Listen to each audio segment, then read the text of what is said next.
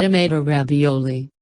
Ingredients: 1 pound cherry tomatoes, 2 shallots, cut into wedges, cooking spray, 3 tablespoons extra virgin olive oil, 2 tablespoons balsamic vinegar, 1/4 teaspoon kosher salt, 1/4 teaspoon black pepper, 12 ounces cheese ravioli, 2 tablespoons chopped fresh basil.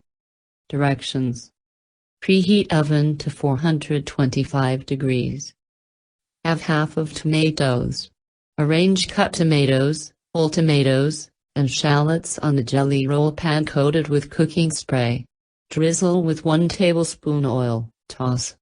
Bake at 425 degrees for 35 minutes. Add 2 tablespoons oil, vinegar, salt, and pepper to pan.